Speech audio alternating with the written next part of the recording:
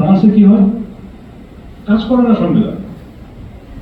বারবার ফ্রান্সে ক্রাইসিস হয়, প্রাইম মিনিস্টার বনাম প্রেসিডেন্ট হয় না, সংসদ বনাম এই হয় না, তারা প্রপোর্শনাল রিপ্রেজেন্টেশন এই সেই কিছুই কাজ করে না, আটকায় যায়। সংবিধান ইজি জিনিস না, কিন্তু আপনি বললেন প্রপোর্শনাল রিপ্রেজেন্টেশন, খুব ভালো কথা। যখন প্রপোর্শনাল রিপ্রেজেন্টেশন হবে, আপনি দেখবেন যে বড় বড় পার্টি সবগুলা একটুখানি ভোটের জন্য সরকার করতে পারছে না। ওই একটুখানি ভোট করার জন্য আপনাকে একটা চরমপন্থী পার্টিকে আপনাকে আনতে হচ্ছে, সে তখন সবকিছু ডিক্টেট করছে। ইসরায়েলে কি হয়?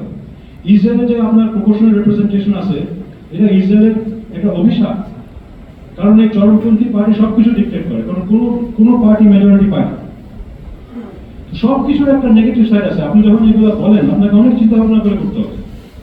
যখন আপনার সংসদে অনেকগুলো ছোট ছোট ছোট পার্টি কোয়ালিশন করে, হয়তো কিছুই ডিসিশন করতে পারবে না কেউ, সেটা তো একটা সমস্যা।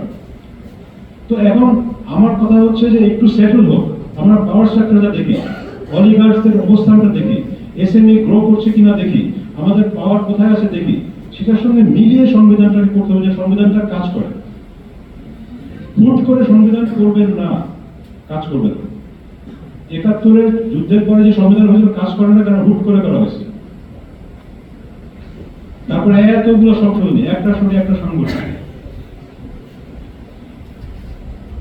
Patience is very difficult, especially if you are young. Youthদের পেশেন্স নাই, আমরা তো বুড়া হয়ে গেছি, তো অনেক কিছু দেখছি।